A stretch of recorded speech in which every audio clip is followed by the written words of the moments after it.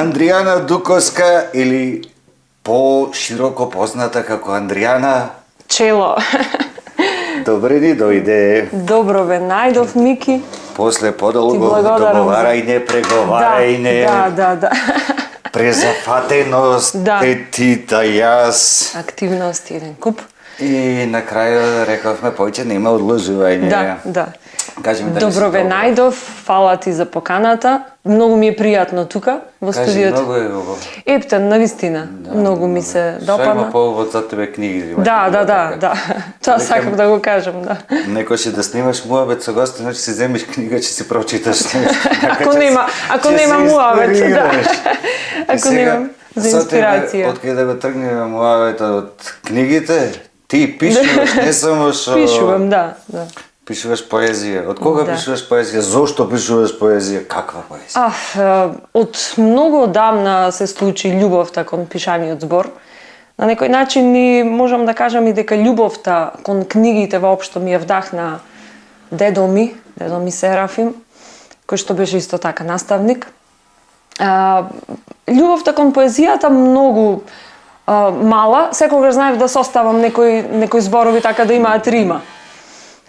Покасно на факултет се случи да пројавам желба да почнам да пишувам текстови за песни и така на некој начин од тогаш официјално да речем тргна. Значи на факултет. Последниот период, да. Сеќаш во моментот тоа на факултетските, студентските денови се специфични и тогаш сериозни мушички има во главата. Да. Дори кој ќе рече пубертетот, некој во средно училиште нема врска, значи глупости на факултет. Покасно се случува таа трансформација. Сериозни лудачки работи, некако што затоа што во средно колку и да те удира хормоните имаш некоја кочница. Да, сепак. На факултет веќе полнолетен си, цел свет е твој. Се пронаоѓаш, тогаш знаеш кои ти се хобија, страсти, кон што сакаш да целиш.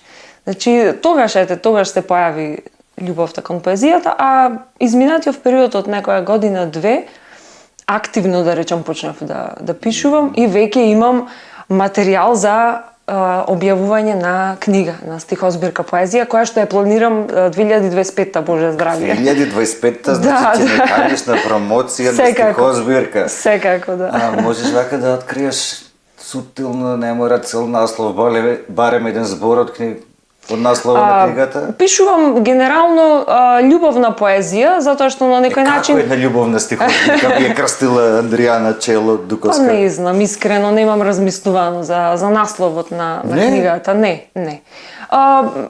Јас сум спонтан лик и очекувам дека спонтано ќе ми дојди насловот на книгата тогаш.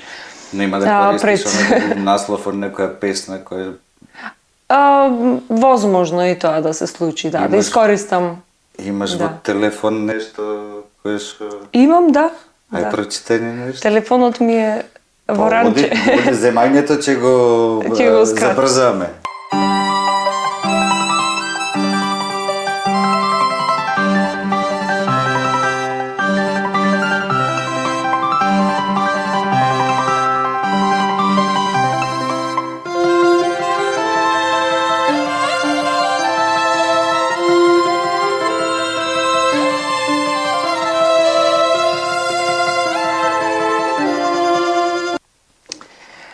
Звездена ткаенина.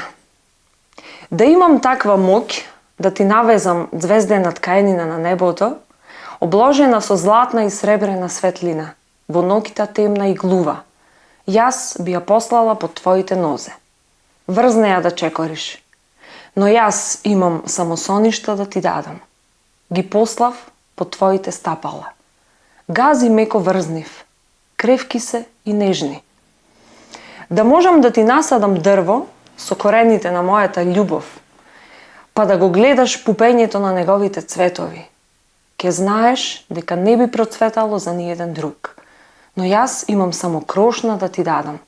Топла, мека преградка во која можеш безбедно да се сокриеш. Има и понатаму дел од песната, но ајде пократко да видим. Да. Многу си била заљубена кога си ја пишувала? Понекогаш, не, често тоа прашање го добивам дали кон некого се посветени песните или во смисла... Не реков си била многу заљубена. Да, ете, искажувам некои стихови, така, некои чувства. Сакам да ми звучи мелодично. И музиката ја гледам во поезијата. Сакам да звучи како текст за песна. Си размислувала поезијата која ќе пишуваш да ја искомбинираш со виолончелото и да би било некој таква приказка, да не само да издадеш стихозбирка, да издадеш албум кај што ја рецитираш или пееш по собствената поезија. Да, се случуваше неколку пати. Добро пееш. Да, пеам и во црковен хор. Поезијата неколку пати, дел од моите песни ги имам снимено со позадина на музика и така како кратки видеа, да речам, ги објавувам често. Убаво звучи во секој случај, се звучи поубаво во комбинација со музика. Кажеш дека е најважната работа на светот, најубата, најблагородната. Ја барем така ја чувствувам. Да, дефинитивно. Велам, ја не сум ни близко до добар музичар и така натаму, ама дефинитивно много добро свириш. Фала се, ако си правиме лице. Не, воопшто не сум тип на човек што прави лице, искрено ти кажам. Најубата работа на светот која што сакам да бидам дел. И тоа е тоа, многу едноставно. Па добро испреплетени си уметностите. Сакам сега да одиме на една приказка што се вика Дуо Волчело. Дуо Волчело, да. Како ти и Илија Волчевски се сретнавте и решивте дај ти свириш саксофон, јас виолончело и да правиме нешта заедничко. Ја во животот немам сретнато дуо виолончело и... Во тој состав, да, нема чело и сакс. Дури и по YouTube сум барал, не можеш да најдеш. Да, апсолутно. Ова го имам слушнато од повеќе души. Нема. Уникатни сме. Дуо Волчело е еден мал тим со големо значење. Со Иле многу случајно и спонтано настана овој спој, да речам. Пред 2 години седевме во ЦСЛУ кај Јана, ја подготвувавме изложбата на Зоран Кардула и така, онака спонтано узмува, ај вика засвирете нешто. Ајде вика дуо бидете, нешто и свирете некоја тема од Star Wars. Ајде викаме не програм. Тоа го свиревме, да. И Звонко беше исто тука, Звонко Димовски, ајде како да ве крстиме, вика, јас ќе ви дадам, вика, име. И нели Андријана Чело, по презимињата. Многу души мислат дека Чело се презимам. Не сум Чело Дуковска сум. Значи, ниту е презиме, ниту е заради Чело, е заради виолончело. Да, и нели Иле Волче и ајде скратеница од едното со другото како спој и чето ние заедничко во Волчело. И дека од прилеп. И така, настана и буквално од стартот нека многу, да речам, кликнавме, супер имаме комуникација, се разбираме, значи на иста бранова должина сме и свириме на многу значајни манифестации. Се свири од коктели до прием на свадби, така? Прием на свадби, да, свириме елегантна, убава музика за... Да, многу супер звучи, да тоа неверојатно добро звучи како комбинација. Нека имав за прв пат можност во живо да ве слушнам, старам да ми ја после 2 години. Да, не прв пат ве слушнав, ама звучи навистина неверојатно, онака баш коментирав со Дани, со глумицата, убаво да нешто нека прво го чеки, Да. И Навистина многу. Многу беше Убави стилови свириме. ви текнало, ви посакувам да се заозбилите малку повеќе во смисла да оставите таква музика. Да. Тоест, дајте, седнете в студио и снимете нешто. Сите што ми да музичари ги терам, седнете в студио да снимете нешто, оставите. Да не остане така само на Оти на крај на крештата никој нема вечно да живее. Точно. Освен секретарката на директор. Патем.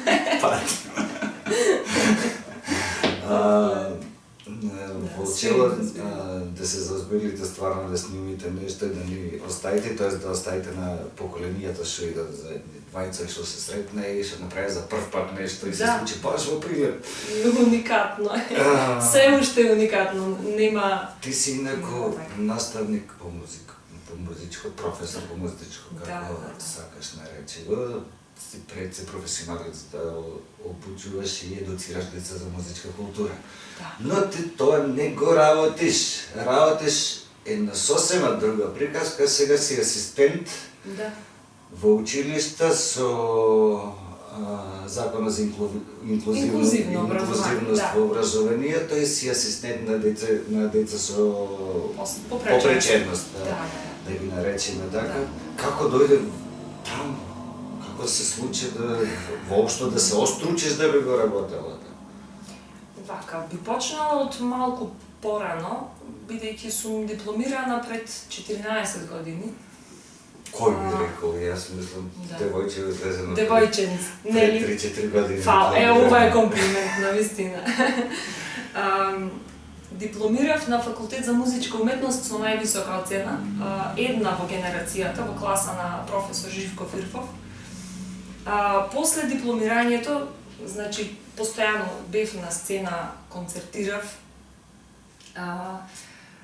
Тоа што не бев вработена долги години, значи некоја една деценија не бев вработена после дипломирање, не ме спречи да се уште да свирам и да останам на сцената. Што ретко тоа се случува кај одредени музичари. Особено за класичарите, ако не си во система, па и со класична музика, тоа е тешко со поп-рок да обстоиш, ако не свириш турбо фолка, не пак со класика. Точно. Неквалитетната музика е најпрофитабилна за жал на денешницата и знаеме. Ти сепак не се откажуваш и... Не, свирев, да речем, се уште свирам и тогаш свирев, иако бев невработена. Во музичкото тука во Прилеп, во основното нема класа за виолончело, ниту пак има во најава дека ќе се отвори. Веројатно е некој страф од немање на доволно деца, иако јас сметам дека тоа не е воопшто издржано како став, бидејќи виолончелото е во последен период многу популарен инструмент. Еве да речеме со тучело се популаризира. Точно, да. Не сметам дека би немало класа за виолончело. Други причини навистина не навлегувам, не знам кои се, зашто не сум работена и еден ден немам работно искуство како професор по виолончело, а сум една во градов. Понатаму, нели, заради екзистенционални причини морав да се дошколувам. Положив сите тие испити што беа потребни за да станам наставник по виолончело, предавав скоро во сите основни училишта тука во Прилеп, како наставник по музичко образование. И на тоа му дојде крај и веќе кога немаше шо, јас морав да се обучам, да изодам една обука, еден курс за помош и поддршка на дете со попреченост. Тоа веќе го работаме трета година со ред и навистина нема споредба едната со другата работа. И едната и другата работа е многу благородна. Тоа што го работиш сега е неспоредливо со било што друго на степен на благородност, ако благородноста можеме да ја степенуваме.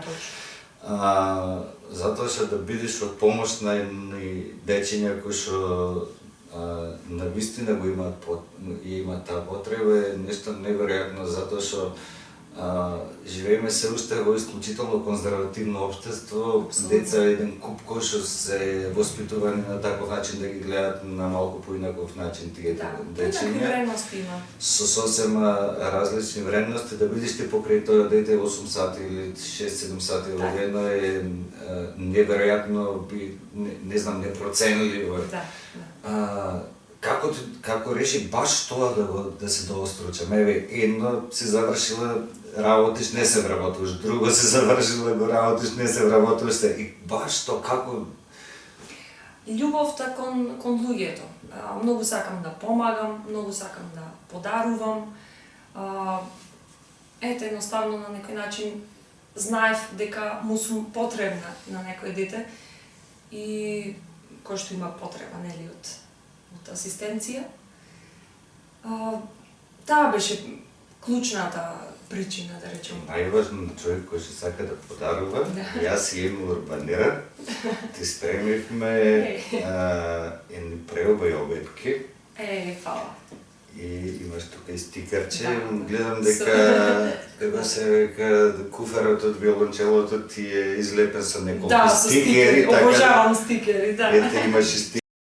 Урбанера, со здравие да си ги носиш. Фала ти, Ема поздрав до тебе, фала ти што си дел скоро од кога трае во еден кадар. Се држиме и понатаму. Додека сме кај подарувањето, јас, нели, како на гости не се иди со празни раце. Така е. И јас имам нешто да ти подарам во контекст на мојот дека сакам да подарувам. Мики ова го изработив специјално за тебе. Тоа е дел од моите рачни изработки. Значи, покрај Ема Урбанера имаме уште една девојка која што прави рачни изработки, по случајов Андријана прави честитки. Да. Имам, јас на ќерка ми имам порачено со пијано, беше на времето. Многу да. Кај тебе, ја того видов дека го работиш, дори бев на Бродко, почна да ги постираш, дека нарачајте си за Нова година и да изненадете некој го цекуваш. На различни теми. Неверојатна е рачната изработка, ми подари еден лампион. Да, иако се уште има време до Нова година. Иако се уште има време до Нова година, јас сум гринч по убедување, по вероисповест, али сепак кога ќе добиеш во поклон, секогаш убаво и фала ти многу. Веќе си зашто макар сега за сега тука, инако, па да, може да имам уште неколку поклони, можем да почнем да си ги редам. Да си ги редиш тука, да, убава ти идејата. И така да почнем да си украсувам сценографија за Нова година, пошто Елка не планирам да клавам.